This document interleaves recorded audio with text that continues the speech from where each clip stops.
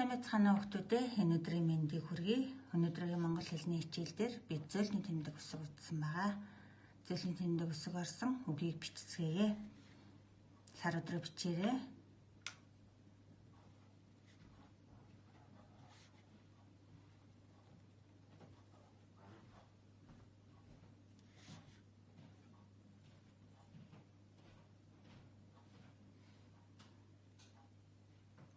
Сар гэдэг үг маань эрүүг учраас эрүүгний бичнэ.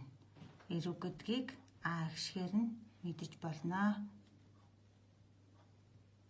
Дайнд өдрөө бичээрэй. Зөөлний тэмдэг үсэг маань 100 дугаар төгсгөлтэй богино шүлэн.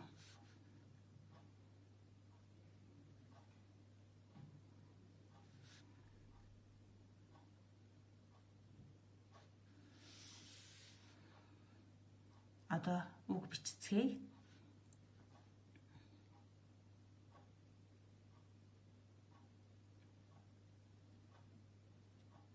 За жижиг бие үсэг бичлээ. Одоо а үсгийг эндээс холбоно.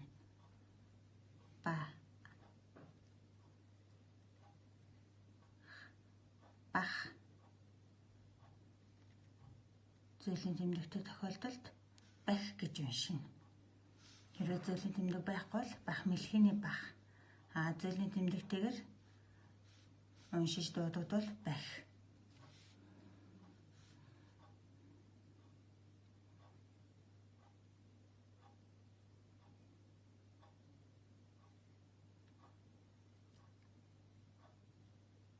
Тах.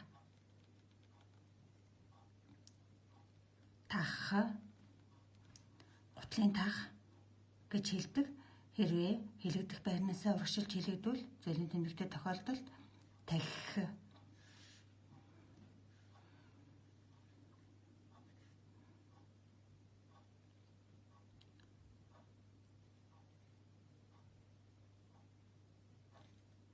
Хон. Хэлний үгийн байсан бол зөөлний тэмдэгтэй тохиолдолд хонь.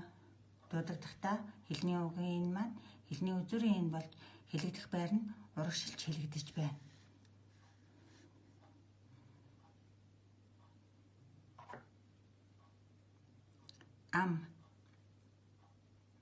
Ам хамрын амыг хэлж байгаа.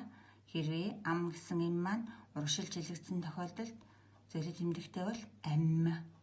Ам нас гэдгийн ам.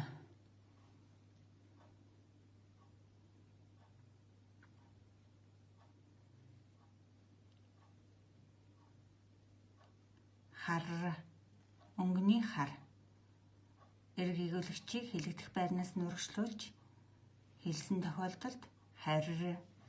Зөөлний тэмдэгтэй тохиолдолд харих гэдгийн харь болж хувирна.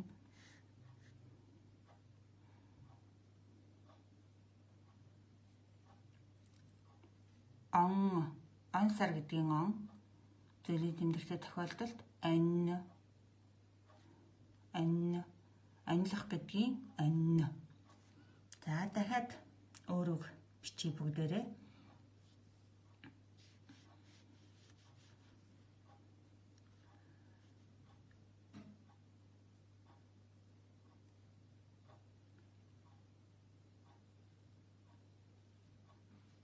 Ан амтан гэдгийн ан хэлний үгийн энэсэн бол зөөлний тэмдэгтэй тохиолдолд урагшилж хэлэгдээд хэлний үзүүрийн эн болж ань. Нүдэн ань гэдгийн ань.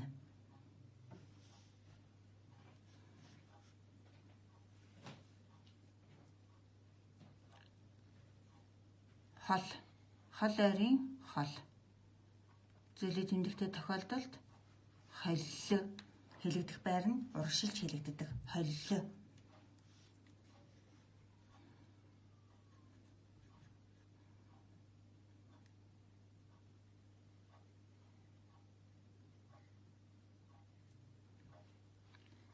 Хор. За зөөлний тэмдэгтэй тохиолдолд хорь.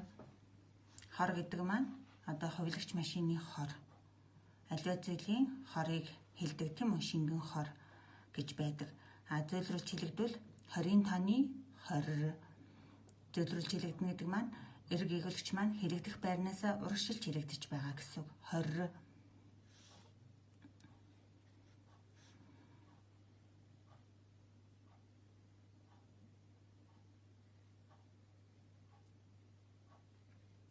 Тав. Тавын тооны 5. Гэтэл ардаа зүйлийн тэмдэгтэй тохиолдолд 50 үгийн утга өөрчлөгдөж байгаа. 5, 50.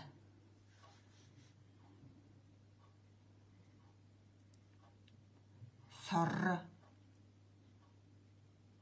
Эрг эглэгч маань зөвлөрсөн эрг эглэгч болсон тохиолдолд сорь. Сор гэдэг маань юм уухай, сорхын сор. Сорь гэдэг маань ухаанаас сорь гэдгийн сорь. Сор, сорь хэлэгдэх байрлал нь урагшилж хэлэгдэж байгаа.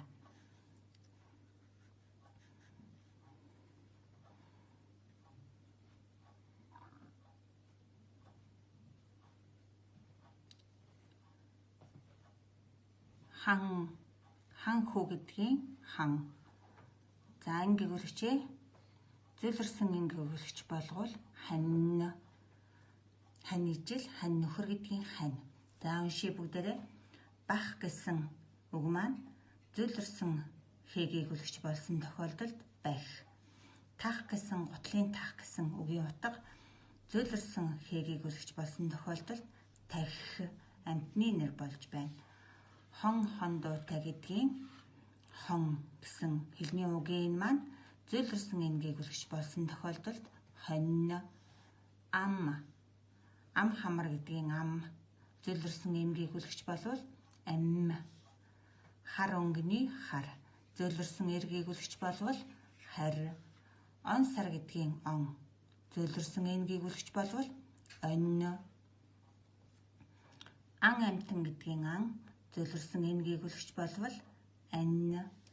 Хол ойр гэдгийн хол зөвлөрсөн элг эглэгч болвол хол. Хор аливаа шингэн зүйл принтерийн хор гэж ярьдаг тийм үү?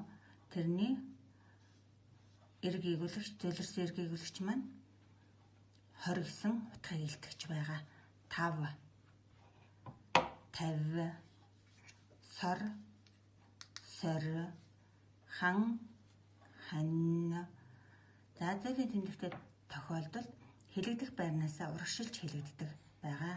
За хүүхдүүдээ үгээ уншиж сураарай. Дэгийн дагуу зөв бичээрэй. Баяртай хүүхдүүдээ.